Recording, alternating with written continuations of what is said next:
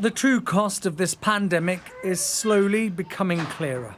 Not just the number of lives lost, but also the number of life-saving treatments missed, especially by very sick children. They hadn't been taken to a healthcare environment soon enough. And this is what really worries doctors like Sanjeev Sharma and his team here at Great Ormond Street Hospital. I think all of us within paediatrics are very worried about this. The planning that we're doing at the moment is complicated by the uncertainty of whether or not there's going to be another peak, the understanding that there may well be a backlog of cases that we need to clear.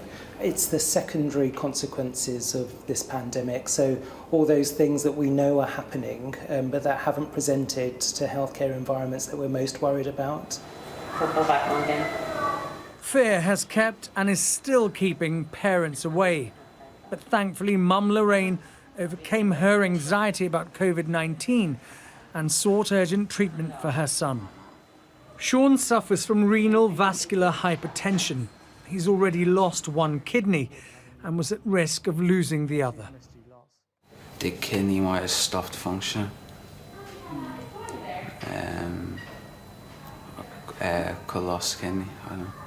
The whole COVID thing was hard enough, and then to need treatment and the thought of having to travel, treatment that we couldn't get at home, you know, that we needed to travel to get. It was just a frightening time. It was a stressful time.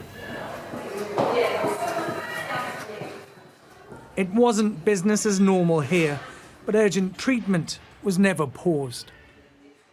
The pandemic has obviously presented real challenges for Great Ormond Street Hospital, but the concern was never for the children who are already here, but for those who aren't.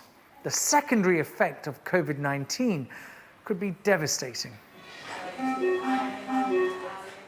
UNICEF thinks millions of children around the world will be affected by the secondary impact of COVID-19, and that applies to not just poorer countries, but to those with advanced healthcare systems like ours. They have a lifelong good life ahead of them. Paediatric oncologist Mette Jorgensen tells me children will die because of a delay to their treatment. Important that we don't have too much collateral damage, that the children don't die from their cancer when they are treatable and could be cured. But, you know, they will do much better if we have them in real time. How big or how damaging do you think the collateral damage could be? No, it could be quite significant. I think if we don't see the children, they will come with much more advanced disease.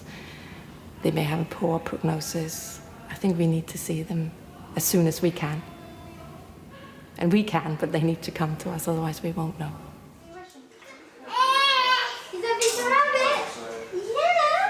The dedication of the staff here helped Great Ormond Street come through the peak of this pandemic.